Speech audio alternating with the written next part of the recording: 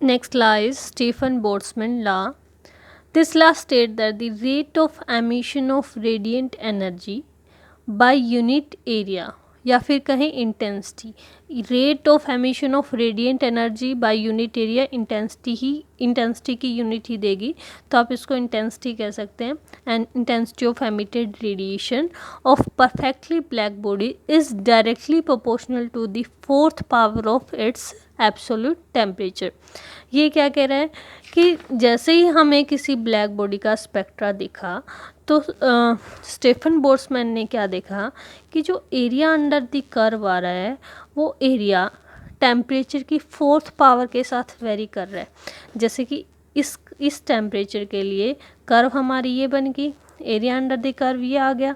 इस टेम्परेचर के लिए एरिया अंडर द कर्व ये आ गया, इसके लिए एरिया अंडर द कर्व ये आ गया. जैसे जैसे टेम्परेचर बढ़ रहा है एरिया अंडर द कर्व भी बढ़ रहा है, पर किस प्रोपोर्शनैलिटी के साथ बढ़ रहा है. तो उन्होंने देखा और ये पाया कि जो एरिया है,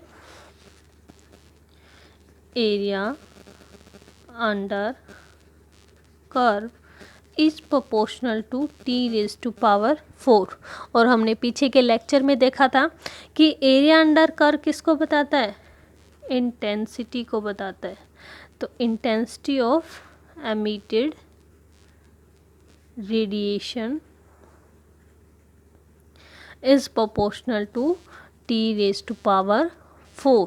या फिर हम कह सकते हैं at the place of intensity हम कह सकते हैं कि जो rate of emission of radiant energy, rate of energy क्या हो जाएगा, पावर हो जाएगा, पावर पर यूनिट एरिया क्या हो जाएगा, इंटेंसिटी हो जाएगा.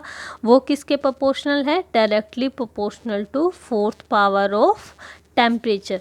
यहाँ से फिर से हमारे पास आ गई equation E, intensity directly proportional to T raise to power 4. Proportionality sign हटा दीजिए, E is equal to some constant T raise to power 4.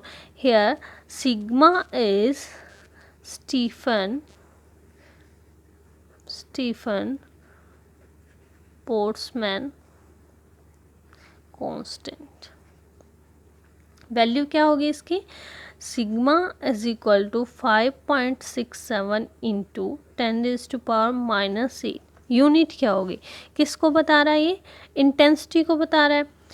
Intensity को बता रहा है तो intensity by T raise to power 4 जो होगी वही यूनिट होगी. इंटेंसिटी की यूनिट क्या आ जाएगी, वाट. पावर की यूनिट पर यूनिट एरिया है तो पर मीटर स्क्वायर, और पर टेम्परेचर की पावर 4 है तो क्या आ जाएगी, केल्विन रेज टू पावर -4. तो ये आ गई इसकी यूनिट, स्टीफन बोल्ट्जमैन कांस्टेंट की यूनिट. अब ये जो लॉ है ये सिर्फ ये बताता है कि उस बॉडी ने कितनी रेडिएशन, कितनी अमाउंट ऑफ हीट को एमिट किया है टेम्परेचर की वजह से. ये नहीं बताता कि उसने सराउंडिंग से कितनी रिसीव की थी. यानी कि वो पास्ट पे डिपेंड ही नहीं करता, पास्ट में क्या हुआ उसे मतलब नहीं है. वो सिर्फ कितना बता रहा है कि उसने कितने अमाउंट ऑफ हीट को टेम्परेचर की वजह से जो हीट रेडिएट हो रही है, कितने अमाउंट ऑफ हीट को उस बॉडी ने एमिट किया है. बट आप इस लॉ को एक्सटेंड कर सकते हैं to represent the net loss of heat and can be express as follow कि ई जो होगा वो इस तरह से होगा. कैसे किया हमने, ई इस तरह से कैसे आ सकता है कि हमने एक ब्लैक बॉडी ले ली जिसका एब्सोल्यूट टेम्परेचर T है, उसको किसी अनदर ब्लैक बॉडी से सराउंड कर दिया जिसका टेम्परेचर T0 है. अब जो नेट लॉस होगा, net rate of loss of heat energy per unit area कितना हो जाएगा, उसको हम रिप्रेजेंट कर देंगे E sigma T raise to power 4 minus T0 raise to power 4. तो यानी कि यहाँ से आप बता सकते हैं कि ये नेट लॉस है. बट ये जो स्टेटमेंट है ये किसको बता रही है कि कितना हीट एमिट उस बॉडी ने किया है. ये नेट को नहीं बता रही है कि नेट उसने कितना हीट एमिट किया है, वो सिर्फ कितना बता रही है कि उसने कितना हीट एमिट किया है, उसने कितना एब्जॉर्व किया था, उससे उसको कोई मतलब नहीं है. तो आज का लेक्चर बहुत ही बेसिक था. आपको आई होप दोनों टॉपिक समझ आ गए होंगे. कोई डाउट है तो आप गूगल क्लासरूम में कमेंट बॉक्स में छोड़ सकते हैं. Thank you.